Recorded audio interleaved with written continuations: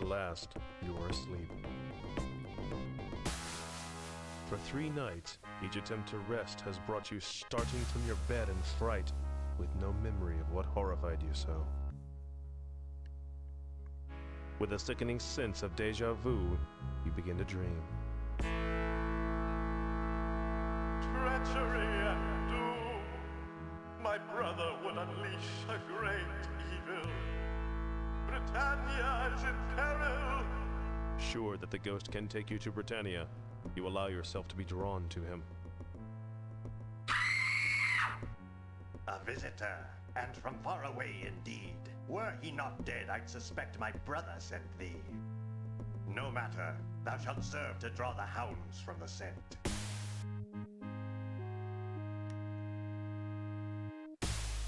Below, a creature heads toward the dark woods, a thrashing sack slung over its massive shoulder. What hast thou done with our lord's daughter Ariel? Dropped her below to an accomplice, I'll wager. Well, he'll nigh escape us, and when we bring him back, you'll both hang. Several tense hours later, you are dragged before Baron Ulmric. Ignoring you, Ulmric questions his captain. What news, Corwin?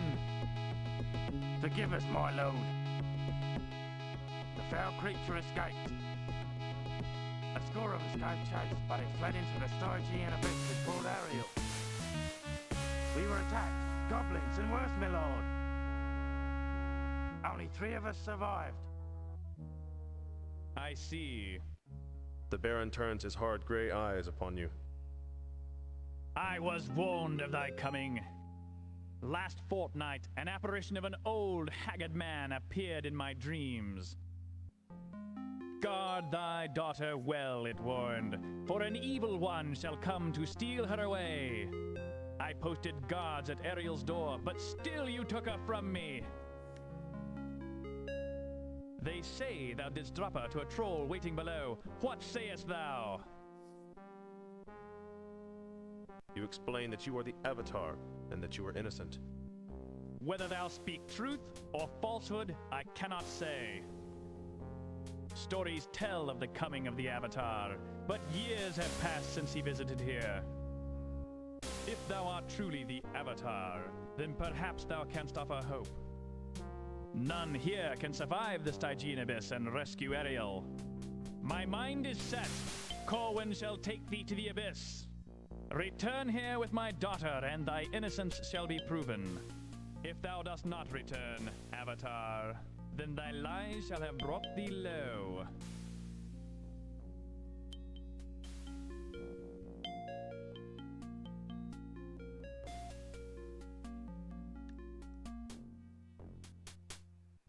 This be the foul pit's only entrance. Once it is locked, none can pass. I will shut thee in and stand guard till I hear Ariel's voice from within. Otherwise, we'll remain shut forever.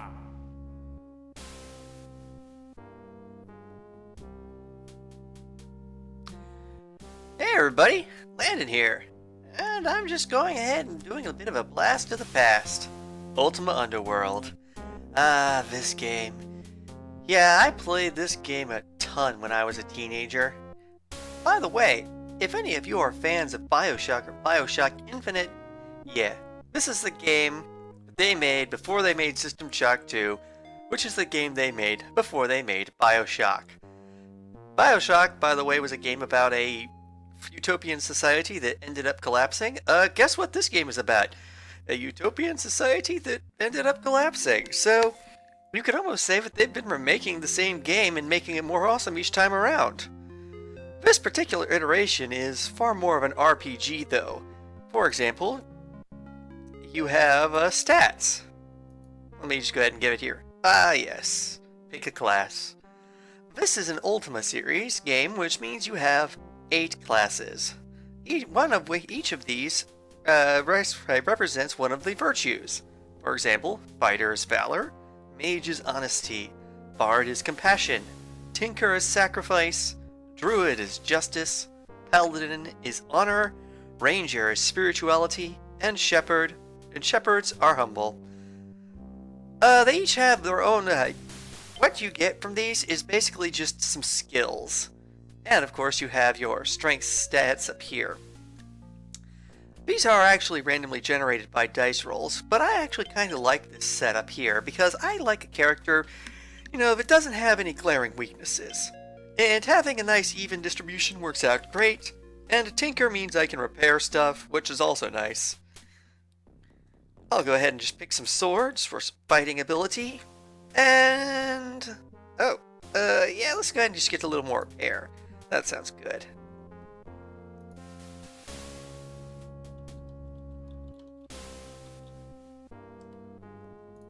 Alright, so we just got dropped down in the middle of the abyss. We didn't really get very much, but at least, they were kind enough to give us this little bag here. Which gives us a map, a light source, a dagger for a weapon, and a little bit of food. Which is no good. There we go. You'll notice how all the walls are nice and nice and orthogonal to each other. You got nice little 45-degree angles here. That's because this is basically at its heart a souped up Wolfenstein 3D engine, which makes the map really easy because, you've got a whole bunch of blocks. This will fill in as we move around. You have to go through pretty much every block. But basically, as you're walking along, it moves up, opens up a very small area in your map, so you have to make sure you traverse the entire map. You can look up, you can look down. I probably should have done that in the correct order. We got some doors here. I kind of know this level pretty well because I've done it so many times. So, I'll try and stop to make sure I've done everything. Candles. These things basically give you half the light of a torch. Here, let me go and give you a demonstration. Take this guy off. There we go. Less light. We aren't really going to need candles. Mushroom, that's more useful. And not because of badgers. Cudgel. Okay, basically, here are two weapon types. We got dagger. We got cudgel. Cudgel's a mace. We're not using maces though, so yeah, you guessed it. That thing's not really useful to us either. You'll notice it's got a quality down here as well. You mentioned how I had to repair things earlier. Yeah. Basically, when something is damaged, it has the potential to not be very useful. And it's a % chance each time you use it. So this basically means that, since it's badly worn, there's a chance that it will do extra damage. Or at least there would be a chance if it was something better than a dagger. Daggers are basically do the same damage as your fist, though. So the only advantage is it swings faster and uses our sword skill. Which is, of course, really nice for us. Because, I'm using swords. So we're looking for... Aha, here it is. Important item. Your backpack. This right here is how much we can hold. That's basically our encumbrance. Well, each bag has its own encumbrance, so these sacks can only hold so much.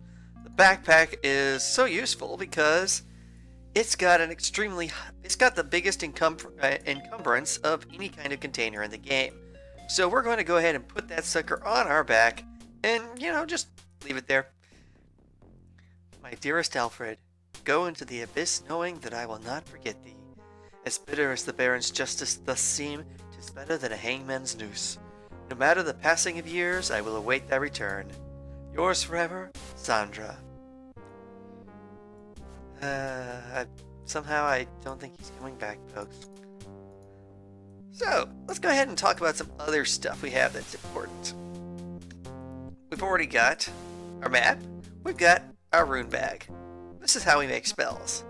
So, for example, if we want to cast a light spell, we have to use In Lore, which is this combination.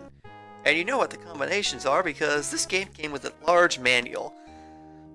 And it was nice, it was good, it was fun to read. I mean, this is back when games used to come with a whole lot of stuff. I mean, come on, I was raised on Ultima. I mean, it came with a freaking cloth map made of, actual cloth. Here's our first bit of armor. They're also badly worn. So, they will occasionally protect us. We've also got a first enemy. An upset giant rat. He's not hostile though, so there's no reason to pick a fight. Now, see, this cheese, this meat belongs to him, so if we try to steal that, he will turn hostile. Or we could just, close the door so he can't see us steal it. That works too. Lock the door. That's easy enough to fix. There we go. There we go. And now, there we go. Much better. I'm going to have to do a little bit of quick organization here. This gang will be useful later, trust me. Alright, let's go ahead. Score, here we go. Bedroll. This thing, basically you click on it, you go to sleep. Going to sleep, assuming you're not hungry, will restores, health and mana, same as most every other game. So, it's good to have. I'll just go ahead and run out here. Can't see much, because, it's just a torch. You can see a little bit in the few distance here, but our torch just can't really see that far. Oh, wait. There was a guy here and I totally forgot to talk with him. Sorry. Like I said, I've played this game a lot, so I kind of know what he already... Well, I don't know what he already says, but I already know all the hints and where I need to go, so... Hail, stranger. What be thy business? I've not seen thee in this place before. I am attempting to rescue an innocent girl. Ah, a rescue mission, is it? Should the Baron guards not be with thee, to aid thee in thy search? More likely one of them threw thee in here, eh? Thou needst not be ashamed of thy misfortune, lad. Thou art in the same pot with all of us now.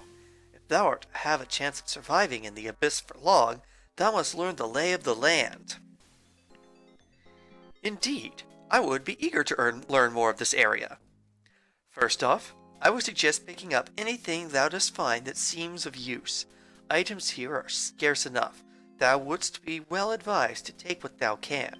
Scavenge all you want, but stealing is ill-advised. Most of the abyss's inhabitants guard jealously the few possessions that they have. Battle sites are the best for scavenging. That's why I'm here. A battle took place not long ago. A battle between the goblins and the above-worlders. What inhabitants are there? The goblins control most of these upper caves. The two races there are, the green and the gray. If they do not destroy each other, it is not for lack of trying. Be thou especially careful of the gray goblins. I was recently imprisoned by them for trespassing. How didst thou escape? My prison cell was evidently a converted storeroom, for it had a stock of useful items, including a long pole. Using the pole, I was able to reach a button which opened the door to my cell. I sneaked away and returned to my people. I do not think I will venture there again. Tell me of thy people. The humans, like thee and myself, have staked out a small area in which we live in relative peace. Below us are the mountain men, and after that I do not know. Where is this enclave of humans? Thou canst find my people by going west from the entrance to the abyss and then north. There is a small chasm to jump over, but thou dost seem to be a dexterous lad. Past the chasm is the sign of civilization everywhere throughout the abyss, the banner of Carabas, marked with an ankh, the sign of the Avatar. Outside of areas marked with the banner, thou should watch thyself most carefully. Most creatures who do not respect Carabas' legacy are not particularly friendly. I thank thee for thy help. Good luck in thy travels.